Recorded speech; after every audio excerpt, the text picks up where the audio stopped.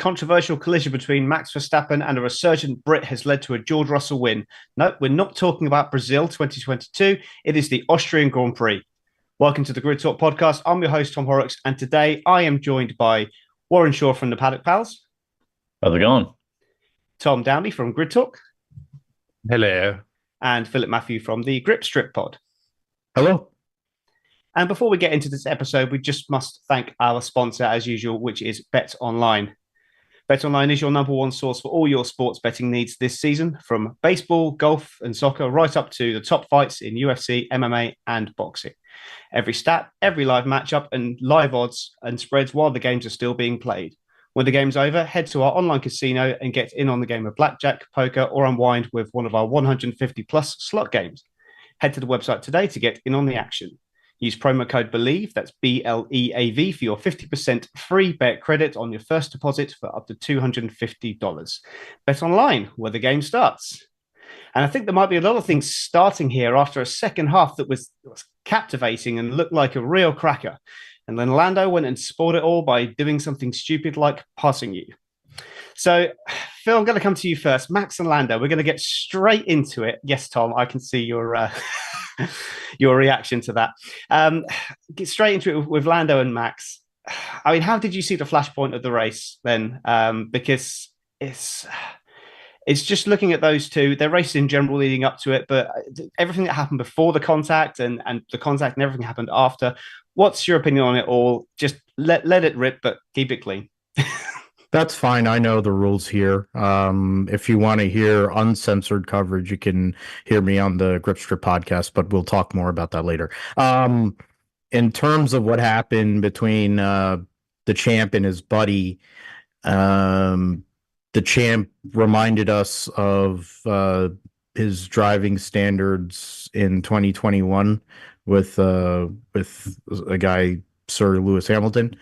You could see it building up because he was calling GP on the radio, saying this is wrong, that was wrong, the world was wrong, whatever, wasn't orange enough at the racetrack. And then he started getting nervous. Lando started going and doing his dive bombing or whatever, because I guess he only figured he could pass in turn 4.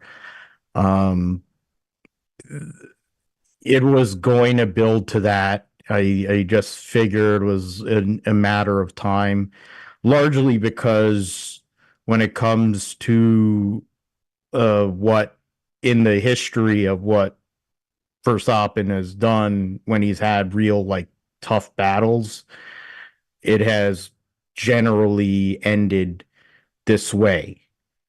And I mean, finishing second to Lando in this case wasn't going to be a problem. It would have been perfectly fine. He could have gotten the fastest lap. He would have only lost 7 points. He still got a 350-point lead or whatever he's got. So it's like it wouldn't have mattered. But he instead kept on bobbing and weaving like Floyd Mayweather and thought that it was a good idea. And then every time he gets on the radio, oh, no, you're in the right. You can't believe that Lando Norris is actually trying to pass you, because that's racing. But in Formula One, I guess that's not supposed to be a thing, I guess. But, Lando had the faster car. He had gained on that pit stop. They messed up on the pit stop. Red Bull had a rare instance of messing up on a pit stop, and it built to this. So I'm not surprised. I'm also not surprised by his reaction. I'm also not surprised by what took place. It's unfortunate for Lando because he's the one that ends up falling out of the race. He had the better car, but then I also really, with my feelings on Lando, I'm not surprised that he ended up there either.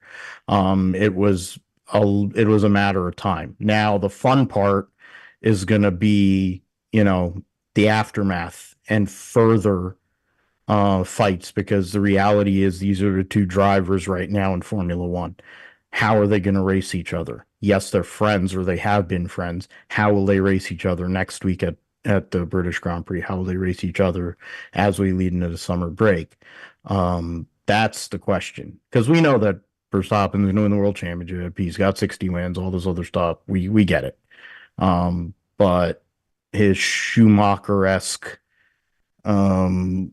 movements and kind of behaviors come out when he actually has to race somebody, and it's not a great look for somebody who's got 3 and going on 4 and 5 world championships and going to be right there with Schumacher and Lewis Hamilton in terms of wins.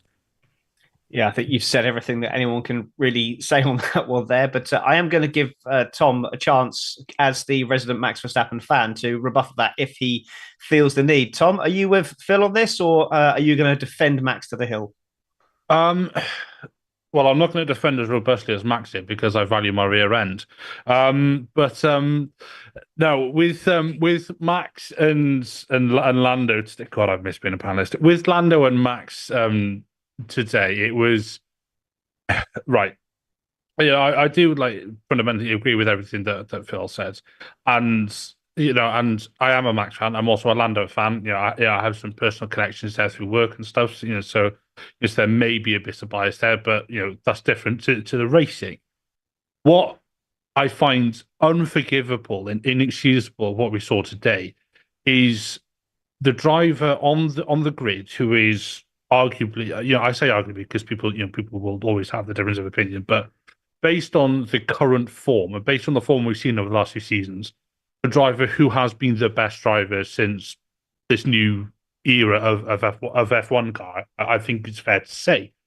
Obviously, he's had a couple of off weekends, today perhaps being one of them, and I find it so disrespectful to the sport that he can pull a move like that multiple times in a race to attempt to defend a position which he knows is wrong, which he knows he cannot do. That onboard of him moving the first time, when I think he moved from the middle to the right, then to the left, the first time that Lando said Max is moving under braking, I saw it, and before I saw the onboard, I thought, oh, that's it's marginal, it's close. I saw the onboard, and then I said, no, that I said to myself, and I said to my mum, who was sitting next to you downstairs, I said, that's pretty damning, what he's done there. I bet people won't be expecting me to say this. I am glad he got a 10-second penalty because he deserved it for what he did. I am going to just throw a slight sort of counterpoint in there. Some people will be saying, but he got a 10-second penalty, but what does that mean? Because he cost Lando the win, all the rest of it. Lando cost himself the win today because he still went off when he attempted to make a move, and he still got himself a 5-second penalty for track limits. When Lando pulled into the pits after the damage for the accident, which is not Lando's fault at all, 3-place grid penalty at his home race if the penalty hasn't been served. I haven't seen anything to absolutely confirm or sort of discard that, but that does seem to be what will happen. So it is Max's bad driving today. There is no two ways about it. He drove like words that we can't say on this podcast, and I thought we had seen the back of this from Max, because I thought after he got that first championship out of his system in that year that we're not allowed to talk about, I thought that he would be all right. And I thought that he would go, well, do you know what? McLaren is quicker than me, but I've got the championship pretty much wrapped up already. I'm just going to sort of protect myself, stay second. Lando can have to win, then we'll laugh about it on Twitch later. That didn't happen, and I think it's just a bit of a sorry state of affairs. But well done, George Russell. Absolutely, well done, George Russell, and there is other stuff going on in the race as well. So we will talk about other stuff, but we might touch on this again in the post show, I imagine, because I think I'd quite like to hear Warren's opinion on this as well. But we'll move on to the rest of the race. I'm going to jump straight to Oscar Piastri because I feel like McLaren need a bit of love here. So Oscar Piastri must be kicking himself, Warren, the smallest of indiscretions in qualifying. Some people even say it shouldn't have even been a penalty, but that has potentially cost him a race win. He's had a strong race, though. I mean, is he going to win a race this year, do you think? And what about that pass on Perez on lap 6? That was just heart in mouth moment there. How impressed were you with Piastri today? I've been impressed with Piastri since Silverstone last year when that's probably was his like breakout moment. I mean, everyone knew he was really talented, but that was when it was like, all right, the car is good there. No, he was really good.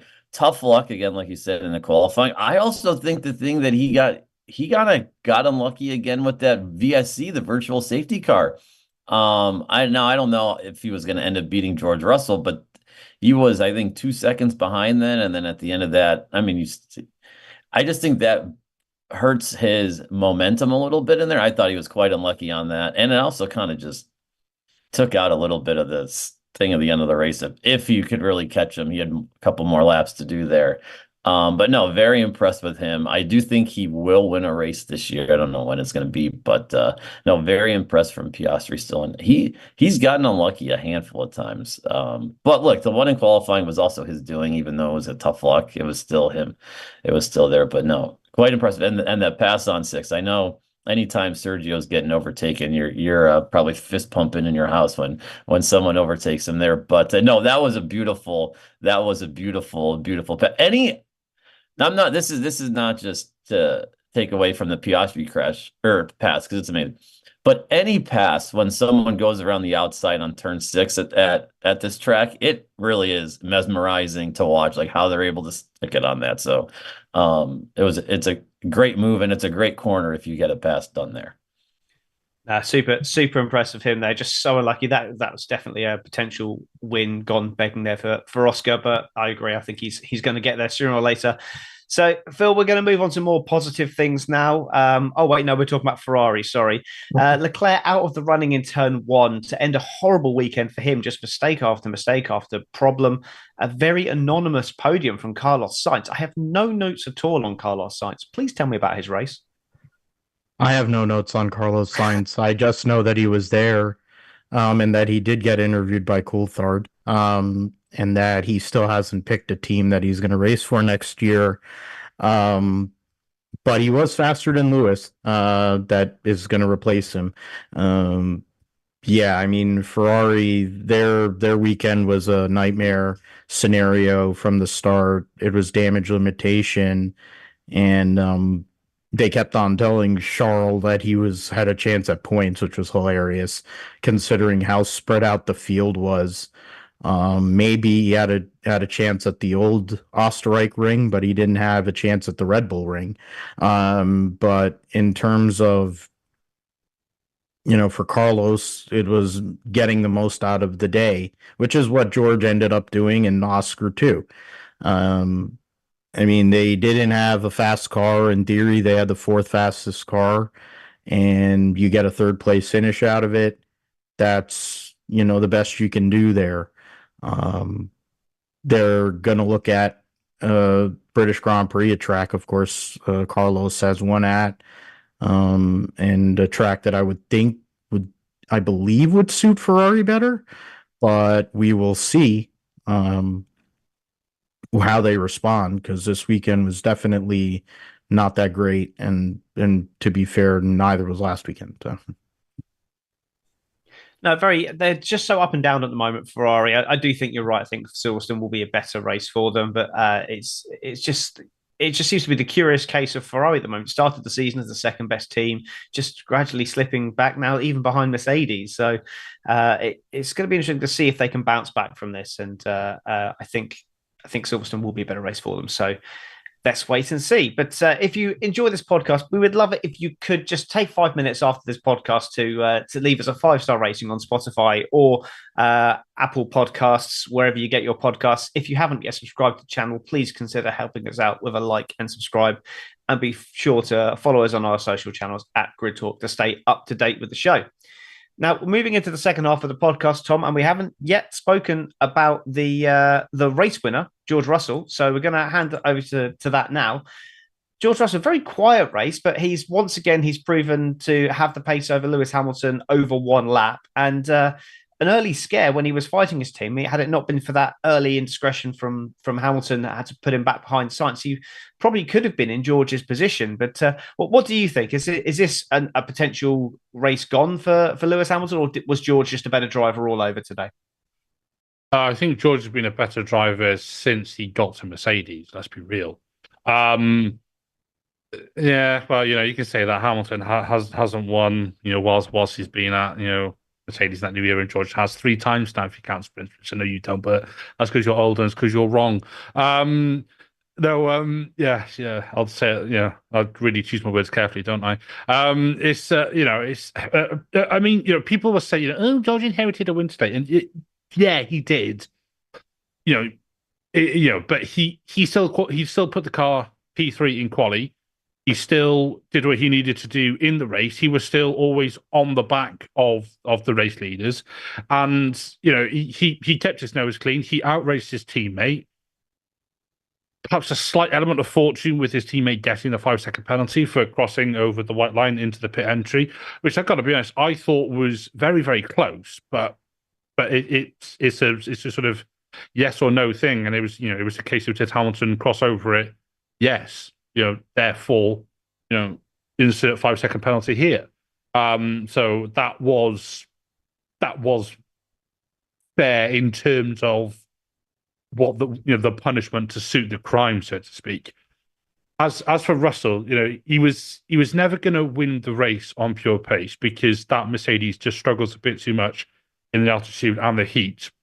That's the first Merc win there since 2020, where Bottas won the Austrian Grand Prix and Hamilton won the Styrian Grand Prix. But if you look before that, they hadn't won before 2020. They hadn't won since 2016, and that was only when Rosberg and Hamilton started having a little smooch up at turn 3, like we saw today, really. So it's a great result for Russell. It's an unexpected result. He did his T-pose sort of thingy when he got out of the car. That was the last I saw because I had to run upstairs to try and get my own tech issue sorted so I could at least be on this show. So thank you, Tom, for stepping in to host because I didn't even think I was going to be here at all. But honestly, I think I could teach Sauber a couple of things on how to swap parts out quickly because my word, they're bad, aren't they? We're not even going to talk about them. Who cares? I mean, Russell, like I said, unexpected for him today. Will he care that he wasn't sort of there on pace? No. Is he now a 2-time Grand Prix winner? Yes. It's as simple as that. And yeah, I'm not a fan of the guy, but well done. Yeah, certainly. He's got the pace to put the car there. An element of fortune in both of his wins, but also there's been an element of misfortune in races that he hasn't won in the past. So yeah, he's fully deserved race win. And I disagree. I don't think he's been the best driver at Mercedes since he came. I think this season he probably has been on balance, but Lewis still seems to have something in races. But qualifying is part of the race weekend. You've got to be good in qualifying to put yourself in a position to win the race. I mean, that's otherwise, we're looking at Sergio Perez, whose prime problem is qualifying, and that's why he's so far behind his teammate. And you could say the same thing about Lewis Hamilton. So extra. Tom compares Hamilton to Perez with regards to deficit to teammate.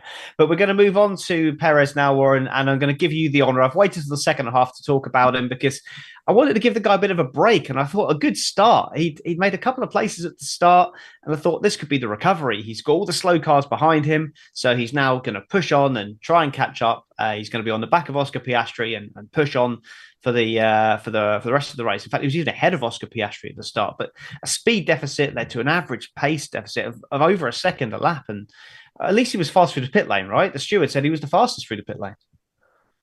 Yeah, he got that going. From that. I'm not going to say I'm Perez's biggest fan, but I've always been like, hey, he's been perfect for Red Bull on what they need of a driver that's not really going to ruffle the feathers of Max at all. Might win a race here or there. He's going to be fine in the constructors.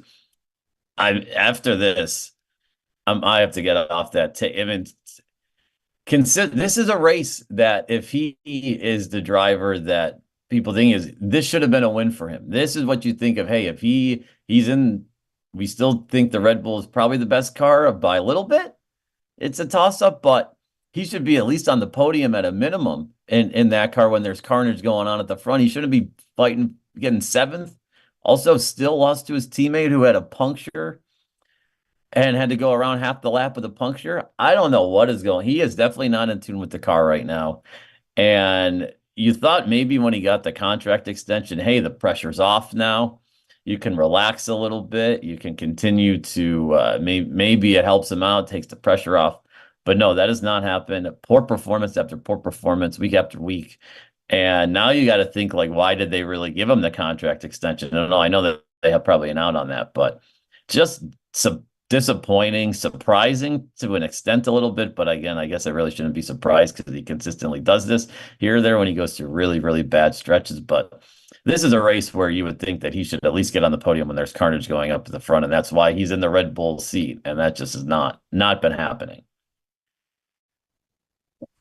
I mean, yeah, you say when Max wasn't there, he picks up the results, or he's supposed to. But let's be honest, even with the problems with Max still finished ahead of Perez today. That's just how far ahead he was. It's insane. But I look at I've got his results here. Since he signed his contract just before Imola, he's finished 8th, non-classified, 8th, 7th. That's not a lot of points he's picking up in the in the championship fight there. So not great at all from Sergio Perez. But yeah, I'm not even going to say there's still time to turn it around because, I mean, he's got a new contract, but can anyone actually see that contract running for the whole 2 years? He might be there at the start of next year. Will he be there at the end? I don't think he will be. But we're going to move on though to another spicy point there for you, Phil. You've got the Alpines. Now they've scored a point in the way of 10th place for Pierre Gasly, but it's nice to actually talk about them for a change. But more fireworks with Ocon on track, and that relationship is well and truly dead. What's your view on the multiple incidents they had today? And conversation I would like to start about, is it worth replacing Esteban Ocon before the end of the season to bring back team harmony and fight after try and get some points finishes before the end of the season? I mean, if they keep on going at the rate that they are, it probably would be. But I mean, they're not pulling Jack Doohan, I don't think, out of F2. F2 has been it's a side point, but F2 has been very disappointing in general. But a lot of these guys that are supposed to be those next people have struggled. And Mick Schumacher, I don't think makes sense. But if you're talking about trying to bring back team harmony when you consider how crazy it is in there, I wouldn't be surprised. You have Briatore there. He's been known for sacking drivers in the middle of the year. So, I mean, there's that aspect of it. Oh, yeah. Okay. Thank you. My bad. He wasn't eligible anymore. That's right. But either way, yeah, Ocon and Gasly can't race around each other. I knew that was the thing they said a few years ago, and I didn't think that was actually going to be the case. But man, they really don't like each other. And you add the fact that their car isn't that great. You add that the team is kind of corrosive. You're not really racing for much of anything. You're periphery points now because there's 4 really fast teams. So, yeah, I mean, personally, if I was running the team, I'd be like, yeah, Esteban, I'll cut you the check to go and sit at home the rest of the year, and once we get to the summer break, and we'll put somebody else in the car.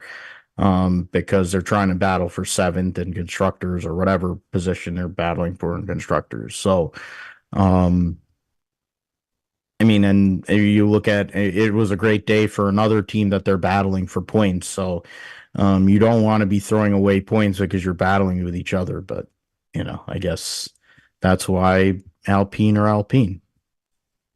Yeah, I don't think it affected their overall points haul of the day. I don't think that for 1 second, but I just think it's incredibly unprofessional for these 2 drivers who have been being paid a lot of money to do something that all of us would do for nothing, and they're just whining at each other all the time, and they just seem like a bunch of school kids that need to be just separated and put in time out, because that as a partnership is annoying me. Now they've retained Gasly and Ocon's on his way, so for me, I think potentially Ocon should be the person to move aside, potentially for Doohan for the end of the season, even if it's just for a few races. Give Doohan the experience. It can't hurt. It can't be any worse than what they're doing at the moment. So, but at least they are back to scoring regular points. But for you, Tom, someone else who is back in the points, a word for Daniel Ricciardo for the RBs, and he got in the points of merit. He dropped a couple of places at the start as well, so for able to get back into the points was pretty good going. Tsunoda really nowhere in comparison. Is Ricciardo doing enough to keep out Lawson next year with Tsunoda obviously being retained, or is this a small Indian summer towards the end of his petering career? No. No, it's not the end of his career, or no, it's not enough to keep Lawson out. No, it's not enough to save the burning sort of like embers that was once his F1 career. What Ricciardo's going through at the moment is the death rattle, which is where his career is so nearly dead, and he's just taking one final breath before he gets ousted by Helmut Marko, and Liam Lawson then starts dancing on his grave. That's where we're at.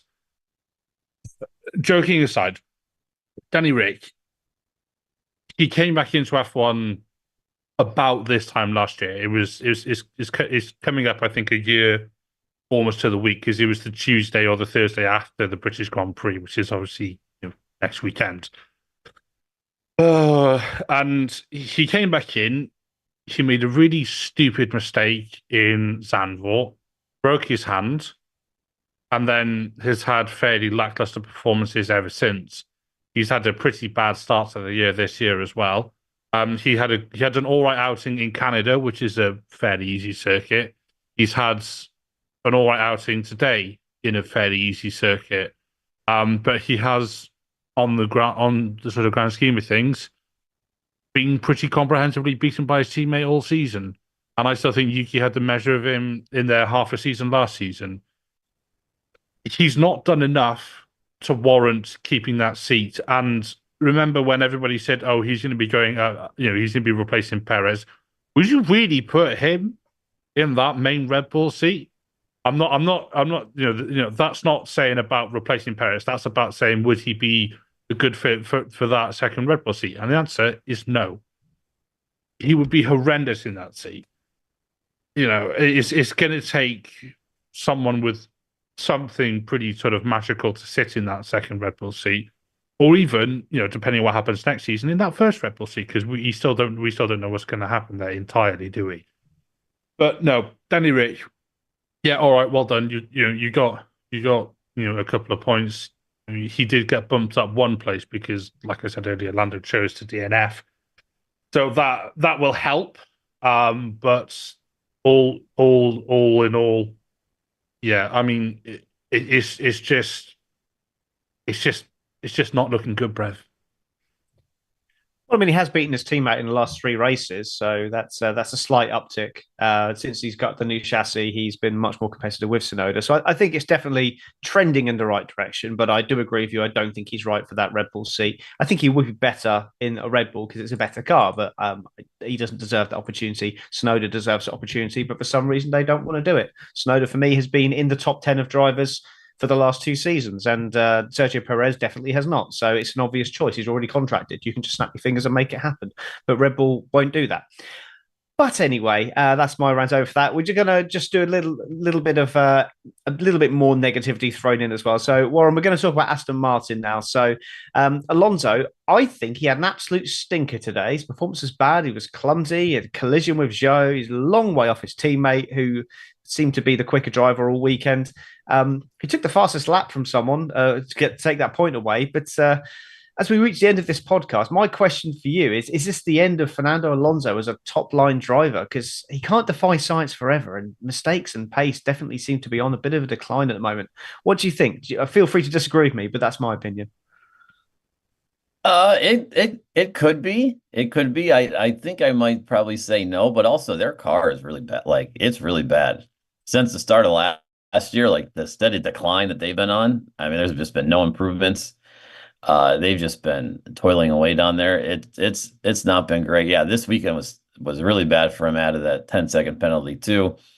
Again, I don't think really Aston Martin can be taken seriously as a team until like Warren Stroll sells the team, if we're being honest, in my mind, because he's going to keep a driver in Lance Stroll who everyone has their thoughts on him, but not a top tier driver, that's for sure. And he's always got a seat no matter what. He's not helping the development of the car and the team and the input for the people back at the factory to move forward. So they always have probably one arm tied behind their back. And it's just not working out for him. And that's hurting potentially Fernando and how he's viewed there. They're just, for me, a rudderless ship going in no direction. But yeah, a stinker continues for Aston Martin. Yeah, absolutely fine. Yeah, that's it's just my opinion. But then I've been waiting for Fernando Alonso to decline for about 10 years, so it's going to happen one day. Please let it be soon. But we're going to move on to our driver of the day now, and the Grid Talk official driver of the day was Oscar Piastri. So I'm going to ask each of you. The official one was Lando Norris, but so I'll start with you, Phil. Who was your driver of the day and why? I mean, I gave it to Oscar Piastri, but I do agree that that Lando had, he was in position there to win the race. I'll say Oscar because in the end he got a result and he kind of salvaged the weekend for McLaren after what could have been a win and possibly double podium. At least he got a podium, he got points. So I'll stay with that. Lovely. And Tom, your driver of the day?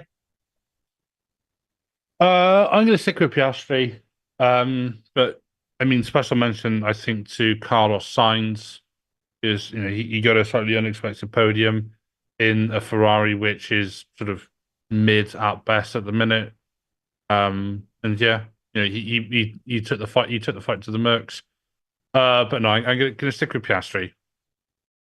Yeah, fair enough. Warren, clean sheet or clean sweep rather, not clean sheet. Thinking about football. Yeah, I voted for Piastri. So yeah, yeah, clean sweep for us. Then I initially thought Lando, but then I thought, well, he did give himself a 5-second penalty with track limits, which I still disagree a little bit with. In that, like the one that he got the penalty for was where he was performing an overtake and just went off track, which clearly slowed him down. But I suppose rules is rules. If he hadn't have done one of the previous three, then he wouldn't have been in a position to get a penalty for that. So no, I understand that. So I think that for me gives it to Oscar as well. So we will say unanimous from Good Talk. It's Oscar Piastri. It's just the rest of Formula One that disagrees with us. But Grid Talk is available on YouTube, where most of our episodes are recorded live, as well as Amazon Fire, Spotify, Apple Music, Verbal, and Pocket Casts if audio is your choice of medium. At least you don't have to look at our ugly mugs.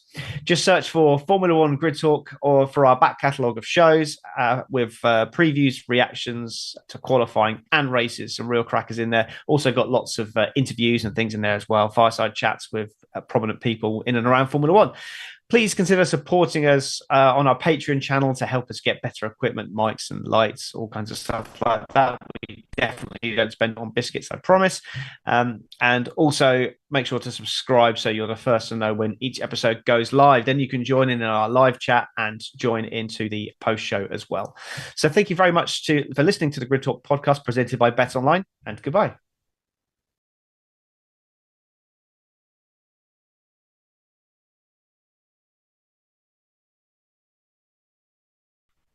Excellent. Moving into the post show, then we've got a lot of questions in there, but a lot of them are from Grid Talk loyals and myself. So we'll have a quick look through here. So Ruby, instant 100% Max's fault. So Warren, you've not had a chance to talk about this yet, so off you go. I'm going to be honest. I thought it was quite amateurish from both drivers. I know, just continuing every late lunge, the dive bomb, which I love a good dive bomb, but it just seemed quite amateurish from Lando's part on not waiting for, like, if he could pass on the straight and just keep going for the same move over and over and over again when it clearly was not working, or Max was not going to let you make that move. And I'm not Max is totally to blame for the accident. I'm not taking anything from there, but I thought Lando was not patient enough in my mind to try and make the move, or maybe try the overtake at the next corner that we've seen some nice overtakes down there. That other straight, I thought it was well, it was great racing. I loved it, but to me, it seemed like quite amateurish driving from both of not setting thing up. And this was total. I know you both said it, Max going back to 2021 Max, but to me, it just was impatience by both drivers. And to me, I'm surprised Lando didn't wait to maybe get it stick in another corner after trying. I know there's only a couple places you can pass there, but it just seemed like he just kept going for a move that was just not going to be able to get done. Yeah, I'm very sorry, everyone. I've just realised I didn't get a chance to give you a promo for your podcast during. That's really amateur of me. I'm very, very sorry. So we'll do that now for the people on the live stream. So Phil, tell us about the Grip Strip Pod. Well, thanks, Tom. I figured that was the new deal. Because we're worried about time. So I'm the opposite of that, obviously. But the Grid Talk I do with my buddy Josh Fine, we go and talk about all different motorsports. So not just Formula One, but NASCAR, IndyCar, sports cars, et cetera, et cetera. If it goes fast, we talk about it on the Grip Strip podcast. And definitely have plenty to talk about tomorrow with episode 226, I believe it is. Yeah, I keep on forgetting the number. It's 227. There you go. Yeah, episode 227 this week. We'll talk about the Austrian Grand Prix. We'll also talk about all the racing in Nashville and anywhere else. Of course, TT Assen, where Pecco Bagnaia got another win. So we'll talk about that as well. And anything else going on in the world of motorsports, we'll talk about on Grip Strip Podcast. So thanks, Tom, for hosting and calling. I'm glad to come on in. Glad that Big Tom was able to come on and be a panelist, because we forget how interesting he is and how epic he can be. So that was fun. Always glad to be on with Warren, and thanks, Aiden, for all your hard work. Yeah, no, it's always give people opportunity for promo, because we thank you so much for your time, and you jumping on last minute as well, just in case Tom couldn't, was really helpful as well. And also, Gene Makita in the chat did ask us to link all our podcasts, and I did reply saying, "Oh, we'll do it at the end," and then I just completely forgot. So my sincere apologies for that. Warren, do you want to talk about the Paddock Pals?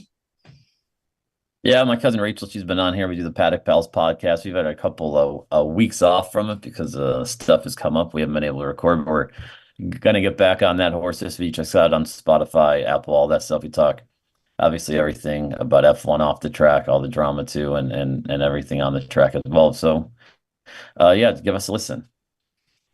Yeah, we, myself and Carl on the Monkey Seat, which is our podcast, we took a 6-week break because of other things going on. So we missed Miami all the way through up until Barcelona, just because we just had life in the way. So if you want to have come and listen to us, we're at the Monkey Seat. Again, wherever you find any podcasts on there, just search for Monkey Seat Podcast. And Tom, do you want to talk about something with Grid Talk, maybe Formula Talk?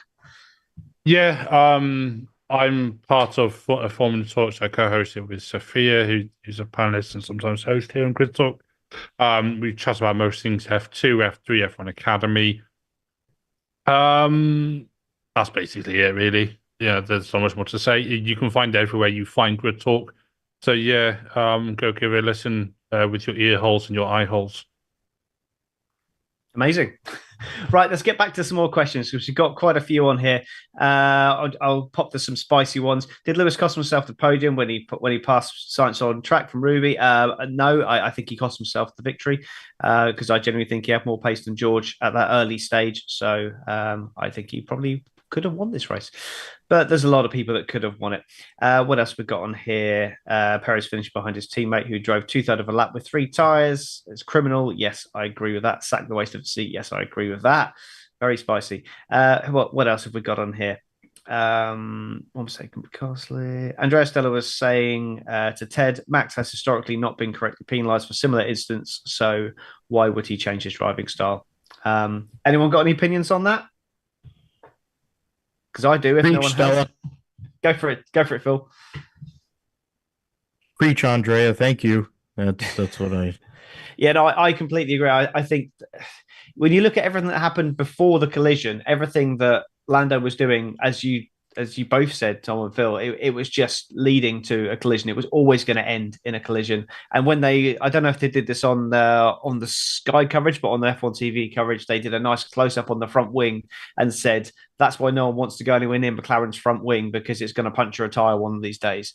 And yeah, that was some serious foreshadowing right there. So yeah, I think it is. It's what I don't think helps as well is Giampiero Lambiassi's constant enabling behavior. Whenever something goes wrong, it's like a spoiled mother telling his child that no, you're absolutely right to be screaming and shouting because you can't have an ice cream. It's wrong. It's completely enabling. Horner does the same thing.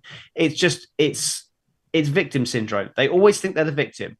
At some point, what happens when someone else, like you see, if Verstappen had gone off and gone over the white line and got a penalty, he would have been screaming and shouting about it. And but sometimes you just got to, like as Lewis did, say, sorry guys, that was my fault. You never see that from Max. I'm just picking that one out as an example because it's from this race, not just because of the whole Hamilton Verstappen thing. But you just see this all the time. He's never at fault in his own mind. And I know Schumacher always said like, "Oh, I've never been wrong."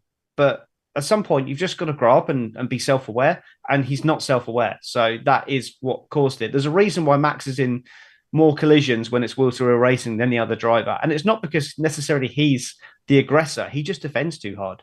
And it annoys me. I'm a little bit sick of it, to be honest. And I'm glad that someone now is saying enough is enough. And it's annoying because Lando's lost that point scoring run now, but I'm glad that someone stood up to him. And hopefully now more people will do it and he'll have to adjust his driving because I don't think it's good driving. Sorry, I'll get off my soapbox now. Sorry, Warren. I was just going to say too with Max, like I like Max, but it's also just like a sense of entitlement that he just is like, I'm entitled to the number one position. Like I'm entitled to winning this race. You're not entitled just because you won every race last year, basically. You're not entitled now to win every single race. Like that's the thing to me that it seems like it's grown in that last year almost probably was like the worst thing that could have happened to him because it's just obviously everyone loves winning, but when you win that much and you're on the borderline of losing a race or getting overtaken, you're just going to do dirty tactics or just like not smart racing to get over. And it's like the entitlement that he's in first and all that. And that's the part that annoys me about him the most is just like the entitlement that he feels like he should win every race. No, it's a race. If someone's faster than you, they're faster than you and they win. Like that's what happens. I think the comparison to Schumacher, I'm sorry, just get this in quick. That the Michael Schumacher comparison is very apt. Because they have very similar characteristics, and they both have lived with the Jos Verstappen. So there's also that. The fact that Max looks like Michael Schumacher most of the time, and then drives like Jos Verstappen when he's around anybody, and he actually has to race for a win, is quite interesting too. But I mean, I concur with Warren. It's that also is there. The GP radio was pathetic. I mean, I know he's a smart guy. I know he's basically the pacifier / whatever therapist / whatever for Max.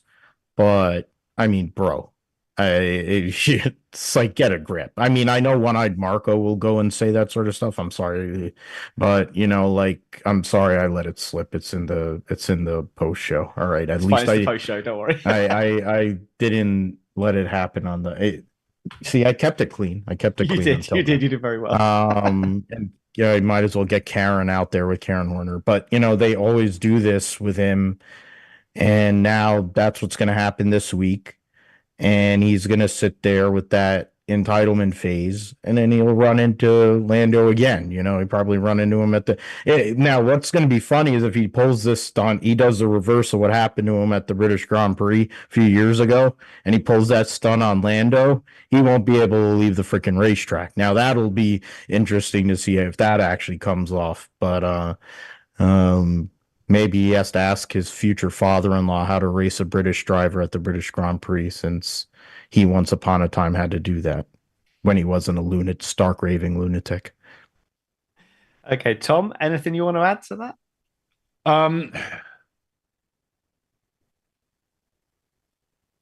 I mean, there's plenty that I could add, but I'm just going to leave it.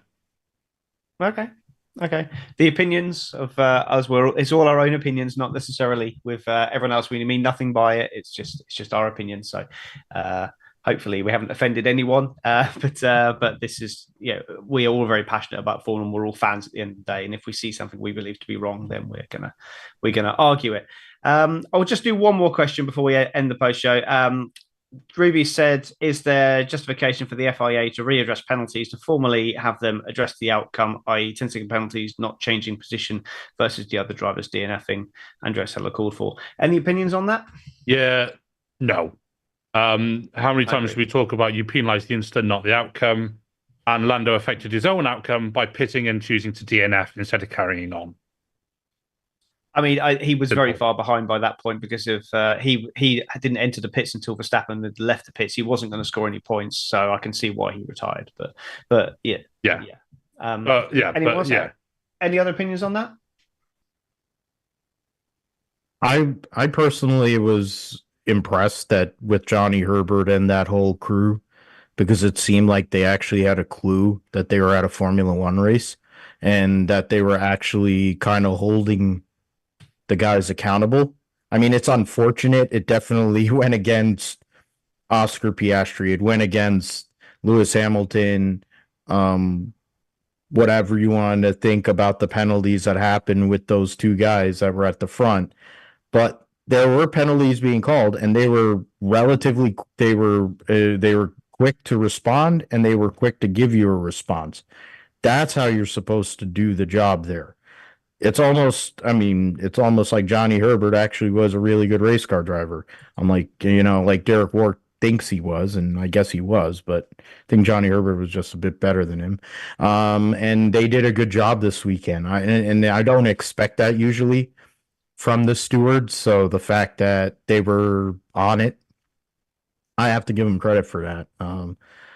So I mean, and I guess Johnny's bored. I didn't know I thought he was still working for Sky, so I didn't know that he was available for FIA too now. But maybe you should go and call for the upgrade and work for the FIA. Yeah, no, I agree. I don't think that's something. I don't think that's a workable system, because if you look down to it, like, to put sure on the other foot, the famous incident at Cops in 2021 between Hamilton and Verstappen, I for one think that was slightly harsh on Hamilton, and I think a 5-second penalty would have sufficed. It definitely was a penalty. But let's not go overall. But based on that, we say what? So Lewis has to retire from the race because Max, it happened at a place where Max happened to go into a barrier. There's thousands of other examples. You'll see it, like if someone pushes someone off track very slightly. If it's in gravel, then they might drop to the back of the field. If it's on a bit of tarmac, they might lose one position. So it's difficult to say. You end up penalising somebody 30 seconds in one race and then 5 seconds in another race. I think the best thing is just penalise the instant, and the result of the instant is irrelevant, because there's so many other factors that come into it. You can't go playing God with the results. You just got to let the race play out. But yeah, okay. I think that's going to be it for the post show today. So thank you very much to everyone on the YouTube. Thank you to Aidan. Thank you to all my panelists. Really appreciate and love what we do here. So thank you very much, and goodbye.